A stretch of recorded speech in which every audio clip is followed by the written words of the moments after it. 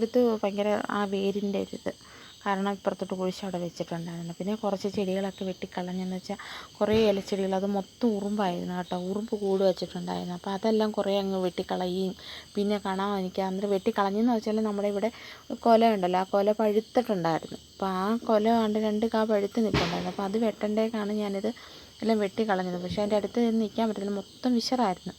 അപ്പോൾ അത് വെട്ടിയെല്ലാം കളഞ്ഞ ശേഷം അവിടെ ഇരിക്കുന്ന ചീനിക്കമ്പ് ഈ കൊല ചാഞ്ഞ് ഒടിഞ്ഞ് വീഴാതിരിക്കാൻ വേണ്ടിയുള്ള ചീനിക്കമ്പെല്ലാം കൂടെ പറക്കിക്കൊണ്ടുവന്ന് പിന്നെ പ്ലാവിൻ്റെ ചുവട്ടിലോട്ട് കൊണ്ടുവച്ച്. അപ്പോൾ അവിടെ ഞാൻ ഒരു കാണുന്ന ആ പ്ലാവയിൽ കൂടെ ഞാനൊരു ഓർക്കിഡ് വെച്ചിട്ടുണ്ട് കേട്ടോ.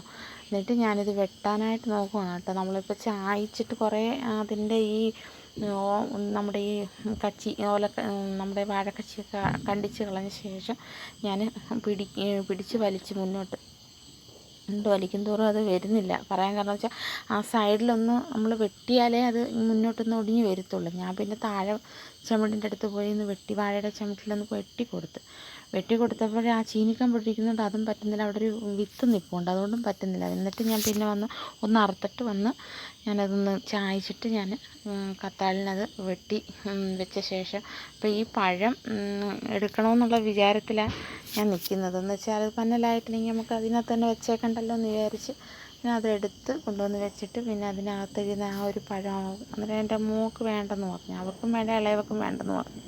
അപ്പോൾ അതെടുത്ത് നമ്മൾ കളയേണ്ട കാര്യമില്ലല്ലോ എന്ന് വിചാരിച്ച് ഞാനെടുത്ത് അന്നേരം തന്നെ ഇരിഞ്ഞ് ഞാൻ കഴിച്ചിട്ടുണ്ടായിരുന്നു കേട്ടോ. അപ്പോൾ അതിനകത്ത് കുറേ വാഴക്കച്ചിയിലൂടെ കയറിയിരുന്നു. അപ്പോൾ ഞാൻ പേടിച്ചാണ് എടുക്കുന്നത്, എന്തെങ്കിലും കയറി ഇരുന്നാലോ എന്നുള്ള വിചാരത്തിൽ ഞാൻ പെയ്യാണ് വലിച്ചെടുത്തത്, അല്ല പേടിച്ച്. എന്നിട്ട് ഞാൻ അതിനകത്തിരുന്ന പഴം എടുത്ത് ഞാൻ കഴിച്ചു കേട്ടോ. അവർക്ക് വേണ്ടെന്ന് പറഞ്ഞതുകൊണ്ടാണ് നമ്മൾ കഴിച്ചത് കേട്ടോ.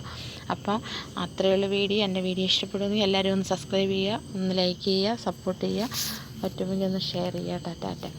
അപ്പം എൻ്റെ സുന്ദരിക്കും വേണ്ടെന്ന് പറഞ്ഞു. പാടിത്തൊല്ലി. ടാറ്റ.